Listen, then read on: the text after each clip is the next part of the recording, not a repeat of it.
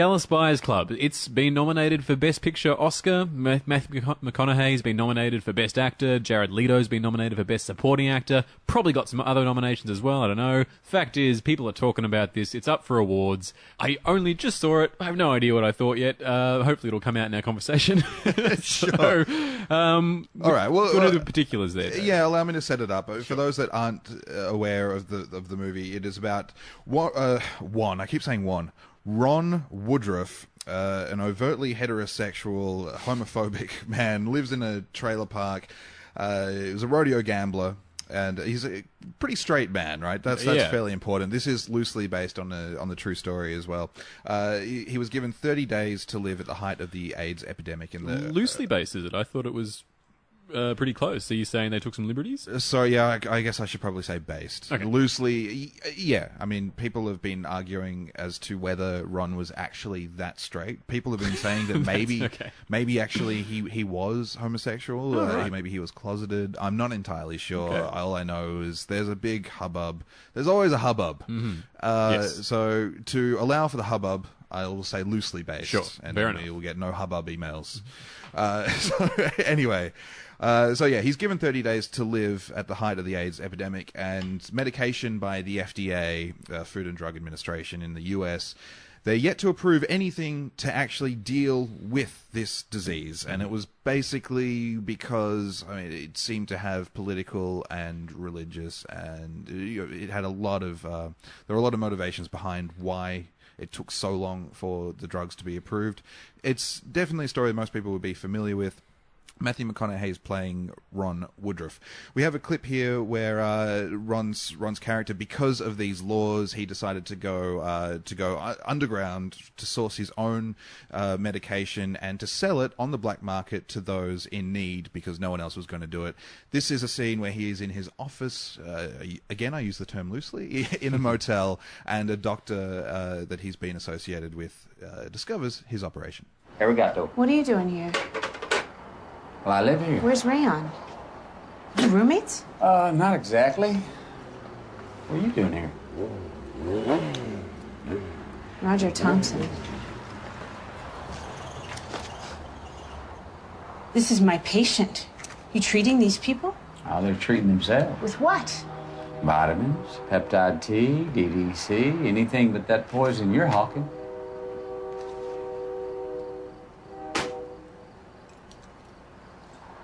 So you ever wear any color? Seems like every time I see you, all I see is white. You got white coat, white shoes, white Tell office. Rayon I was looking for him, and I am telling my patients to stay away from here. Why? Excuse me. So you want to go grab a steak sometime? I know it's red. The doctor there, as played by Jennifer Garner. I'm just going to come right out and say it. I absolutely love this movie. I think it's probably the cream of the crop as far as the Oscar films go. It's the one I have the least qualms with. I mean, don't get me wrong. I absolutely love Gravity. I think for everything that it is trying to be, it is absolutely perfect. I just, like we were talking a couple of weeks ago on the show, I just don't see it as being an Oscar viable film for whatever reason. It seems too simple. It's too B grade. It's too science fiction-y. I know you don't completely agree that it's a science fiction film. I would say that it is, and it's British. You'd be wrong. Yes, and I would be wrong, all the but time. that's fine. Yep, that's right. So for me, I love Gravity, but I just don't see it being a viable contender. If the fight will be between Gravity and 12 Years a Slave, I would be much happier if the fight was between 12 Years and Dallas Buyers, because Aren't you forgetting Wolf of Wall Street? Wolf of Wall Street stands no chance. I mean, again, I absolutely love Wolf of Wall Street. It'll probably be my favorite film of 2014 come the end of the year, but it doesn't stand a chance. Okay. It's too lighthearted. It doesn't, and people are having too much of a problem with this idea about what Richard Wollstonecraft was talking about, is whether it does glorify or not. We spent a long time talking about that, so we won't go over that again. Yes. Dallas Buyers Club I found to be incredibly effective, incredibly moving, and basically because of the two central performances, Jared Leto has... I'm always torn between what I actually think of this guy, because he was He was so fantastic in Requiem for a Dream a long time ago, going back to, 97 or something like that. 2000, I think. Actually, sorry, you're right. Yeah, Yep. 2000. Yeah, that sounds better. He was brilliant in that, but then he went on to form one of the worst bands in the history of the world. 30 Seconds to Mars, which is just horrendous. And it's weird because you would assume a guy with so much talent and seems to have a reasonable sort of assessment of what is and isn't good, for lack of a better word. He seems to have no taste in music whatsoever, or basically status. I mean, 30 Seconds to Mars was an emo band that catered to 12-year-olds that wanted to wear makeup, and it's just, they're terrible, right? Okay. So it's hard for me to put that past him. Luckily, he completely disappears into the role here as what is the PC term? Because everyone's getting up in arms. I assume he's playing a transvestite in this case. Yeah, right. He's not. I mean, he's not transgendered. He's not. He hasn't had a. He's pre-op. You know, he's just a man that likes to wear dresses at this point. So I think transvestite is the term. He identifies himself as a woman. Well, he doesn't really. Yes, he does. He's Rayanne. No, I suppose. No, everyone calls him. Well, yeah, I think that would say more to society's prejudices. But even the gay characters and things. Yeah. Like no one addresses him as a woman, so I just assumed transvestite would be closer. Okay, I would say that he identifies as a female, so it would be, I guess, it's, yeah, and again, this is why there is such a hubbub about it. Oh, really? Is this a focus on, like, are people talking about this? Well, apparently he said at the Golden Globes, I think, or something like that, I think he described his character as transsexual, and people were pissed off about that. To be honest, I consider myself a very accepting and open guy. I am not that down with PC terms. I totally respect him and his character for what he or she is. I am just not sure what word I can use that won't piss off people. Sure. Basically. All right. Well, can we stick with transgendered then? Because I think that's somewhere in the middle. Surely that has to be an inoffensive term. Sure. All right. So anyway, back to the point at hand. Yeah. The point that actually matters is that he disappears into this role so brilliantly that it's one of those once in a lifetime things. He was born to play this part. It works absolutely perfectly for him. He throws himself unashamedly into the role. A lot of actors, I think, would have a problem subverting their own gender, and he doesn't at all. But obviously, the film completely lies on Matthew McConaughey's shoulders, and he's been doing this turn over the last few years. He's broken out of the rom-com mold, and he's delved back into sort of the Dazed and Confused era, where he was a Southern guy, and he's not always such a good guy, but he's he's down and dirty Southern stuff, and that kind of stuff. To be honest, when the first time he did it a couple of years ago, was impressive. Seems to have sort of ridden that horse as far as he can, and this good Southern analogy there. Hey, yeah, there you go. On the outset, it seems like he's doing the same thing, but really, it is a much more complex and much deeper performance. I mean, to start with the weight loss, it was 45 pounds, something insane like that. It was akin to Christian Bale with The Machinist, and it's not a showy. It's not a showy. I think you were talking about this before we started. Yeah. Is that it's not the kind of performance that just relies on the physical transformation. He brings that to the table, but he brings a lot more. Yeah, it's hard to say because I definitely felt that he did fall into that character, and for most of the film, I was just seeing the character of Ron Woodruff there, as opposed to watching McConaughey play someone. And I don't know how much that had to do with the actual weight loss and how much it had to do with him just giving a great performance. But for me, I'm not a fan of the uber method sort of style of acting, of actually going through drastic health-threatening weight loss or weight gain just for a role. I think it's ridiculous. But in this case, whatever he did, it seemed to work for him because, he really is quite fantastic. Yeah, he is. And akin to Blue is the Warmest Color, this is a movie that properly deals with subjects that we don't generally see on screen and doesn't seem to glamorize anything. It gives us a very sort of homely portrayal of things, and this is by no means a glossy film. It's shot handheld. It feels like you're actually there. It feels visceral and important, which is it's hard to. They're basically making a movie about FDA regulations and about one man railing against a type of lifestyle that he didn't really agree with and having to come to terms with maybe he was wrong. And again, this is where the controversy comes, because a lot of people say that he wasn't quite the bigot that he's portrayed to be in this film. So it's more dramatically satisfying if he is a bigot at the start and then he slowly learns that gay people are okay. That's right, yeah. So ultimately it's a movie about tolerance. It's not just about the AIDS epidemic. But I think for a movie that does try and do the standard tale of, you know, a man has beliefs and comes to believe something else by the end, it does so with incredible subtlety throughout the entire process. That by the end I was incredibly moved by the whole thing. I can't praise Dallas Buyers Club high enough. And it's funny because I didn't expect it to be this good. I thought it might be a run-of-the-mill kind of... this is a weird comparison to make, but you know how we had Side Effects, Steven Soderbergh's movie that we thought on the outset it was advertised like it was going to be dealing with pharmaceuticals? Yeah. This also was sort of advertised kind of in a similar vein, and what we got with Side Effects was something completely different. We got a B-grade twisty thriller, which was good for what it was, but with this we get a much more human portrayal of tolerance, really, I guess. Okay, so I really wish that I didn't know that this was nominated for any Oscars. I wish it wasn't a prestige picture in my head coming to it, because I think it'd be an interesting film for me to just discover on my own. But as the case is, I'm going to see it because it's nominated for Best Picture at the Oscars. And for me, I feel that this really is a pretty mediocre film that happens to contain two powerhouse performances in it. I think it's a great actor's movie, but I actually was pretty underwhelmed by most of the proceedings. But you have the whole thing about the FDA regulations, about them trying to battle through them, and it has so many through lines throughout the film that I thought it was impossible to not get caught up in it and to not find it affecting, whether it's on the pharmaceutical level or whether it's on a tolerance level or just the gay lifestyle or a bigot being basically plunked down in the middle of a lifestyle he despises. I hear. The FDA stuff I think is interesting. I think that is the core of the film. I mean, essentially, it's a film about legislation, which is great. That's when it shines, is when it's really dealing with the government and trying to... Because the US government was completely unprepared for the AIDS epidemic. Everyone was in the Western world. No one really dealt with anything like this before, so it did take a long time to break through that red tape to actually start getting things sorted out. But there was a huge reluctance based on bias. Sure, there was a lot of very sinister stuff going on as well, and I guess it does touch on that a little bit.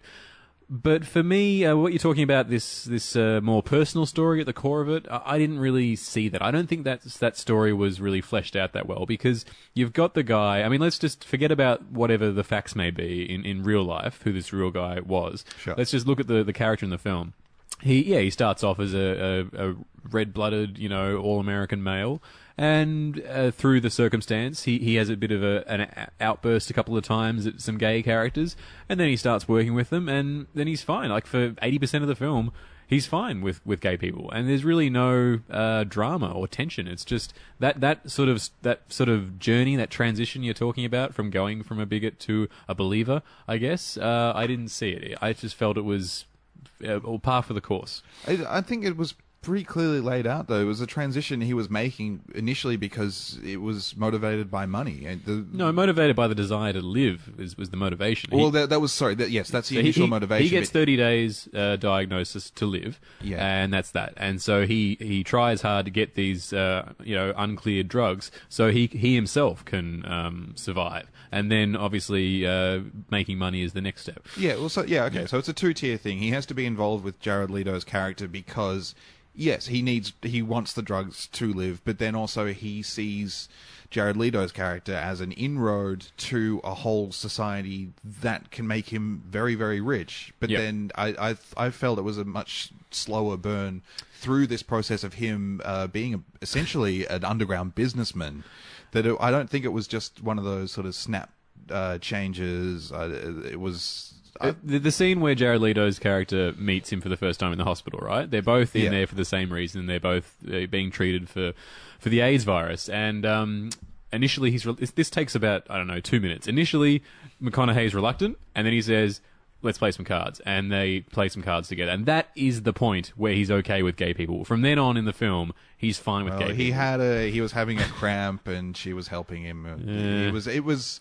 Okay. Yeah, that's it though. Like that's very early on in the film where he's cool with the gays. But he displays a lot of reluctance for a long time after that. A very long time after that. I didn't find it dramatically interesting or obvious in any way.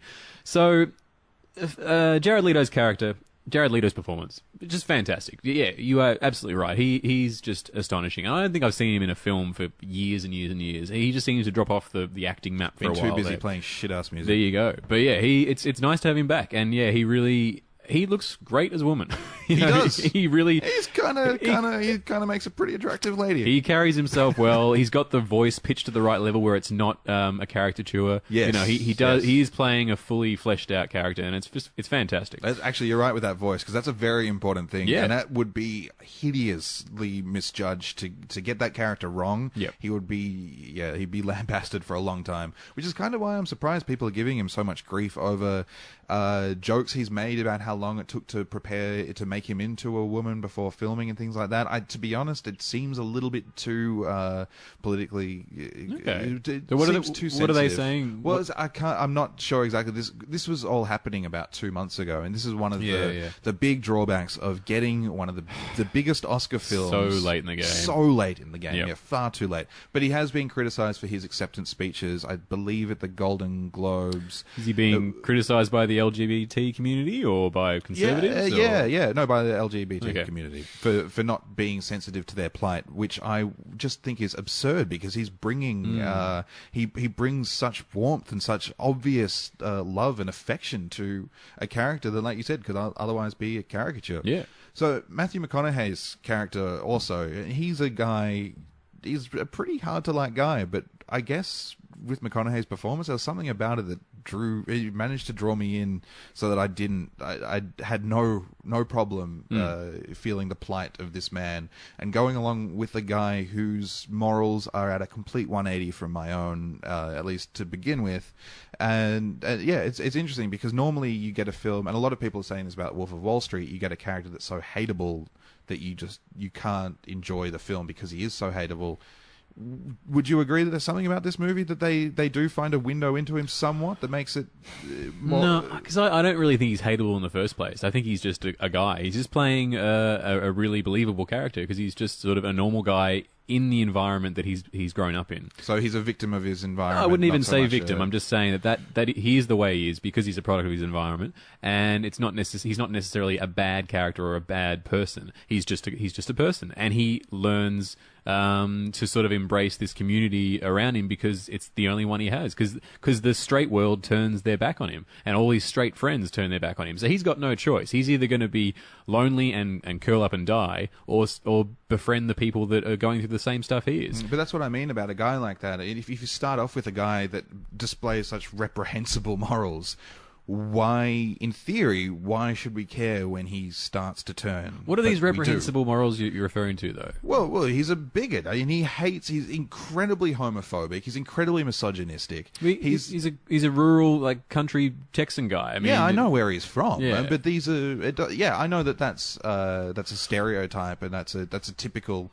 expectation for behavior like that in that area and of that socio-economic group. But it doesn't mean that it's right, or that we should just go, oh, he's like that because he's poor and he's uneducated. Yeah, I'm not saying that. I'm just saying that he is no better nor worse than the people around him, I guess is what I'm saying. It's just that I just disagree with you fundamentally that he's a bad character to start with. I think he's a very hard character to like. Okay. And I think that the movie does a good job of making us like him. Okay. I think that's what I mean. Like with Jordan Belfort in Wolf of Wall Street, the window through to him was because his antics are so over the top that he becomes fascinating, like a kind of grotesque art piece. Well, for sure, yeah, because you never... I don't know about you, but I can't remember. I never liked Jordan Belfort, but I did enjoy watching him, as you say, like from a distance, through a thick pane of glass. Like, that was fun to observe him and the crazy stuff he did. But yeah, sure. I think this is different because you do actually start empathizing with this character, with McConaughey, because of his fantastic performance. Because he just makes a real human being exist on screen. Which, yeah, that's right. Yeah, you know, it's no mean feat. It sounds simple, but yeah, it's huge. Yeah. So that I love. Direction. Okay, so this guy, I'm not really familiar with this guy. Jean-Marc Vallée. He has directed The Young Victoria and Crazy. That's the ones he's most famous for. I'm not familiar with these films. No, I don't know about neither. you. He had some nice touches every now and then, but they did feel a bit derivative from other directors. Like, he had this... So you mentioned Requiem for a Dream before, which is funny, because there's a couple of sequences where he almost sort of does that... You know, those quick cuts and to get things moving really quickly. Yeah. And Edgar Wright's picked up on that. I know it's in a completely different genre, but Edgar Wright was doing that beforehand, because he did that back in Spaced, before Requiem for a Dream came out. So Aronofsky and Edgar Wright both do that sort of... Oh, yeah, and thing. I'm sure they're both not Yeah. pioneers of Yeah, it by yeah. any means. I mean, that's the kind of thing. For sure, but yeah, I just when you see it done sort of out of place like that from a director that's not known for it, I guess I don't know. It feels like he's just sort of trying to catch in on something else. Anyway, kind of contrived. yeah, a little bit. Yeah. And there was, and speaking of contrived, there's a scene with butterflies. I won't explain any further, but it basically it is really, really overtly symbolic and hideously pretentious, and that I just cannot abide. I got to say, I thought the direction was I don't know, it didn't stand out to me very much at all, which Okay. I thought helped. It felt grounded, it looked grounded, it was mostly pretty much all handheld. Which Yeah, helped when I was getting through my notes before, I did just catch sight there that it was actually filmed in 25 days or something crazy like that. So that did give me a new sort of appreciation for the sort of how quickly they put this story together.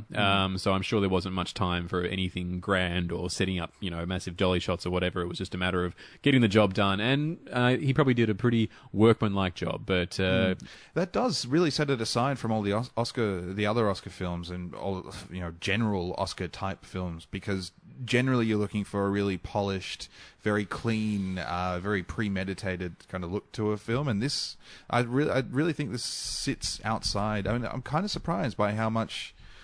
On the one hand, I'm not surprised by how much Oscar attention it has, because it deserves it. It's an important story. It's got brilliant performances. But on the other hand, it is dealing with a tough subject that I think generally the Oscar community don't like dealing with.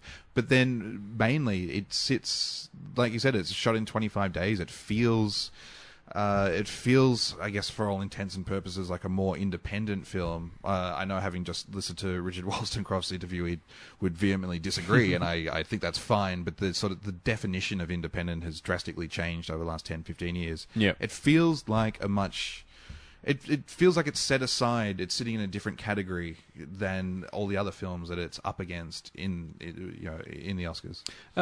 As I just mentioned earlier, I saw this about an hour before we started recording, so I'm still forming my opinion in my head. But the more I think about it, I think it probably really only pays lip service to gay relationships, now I think of it, because there aren't really many gay relationships depicted on screen. There's some gay characters, sure, but if they wanted to do something, to make some sort of impact and show gay relationships on screen, they really sort of missed a trick, because there isn't any. You've got Jared Leto as a sole character, but you don't really see him with a partner or anything like that. You don't see any gay people kissing at all for the entire film. Yeah.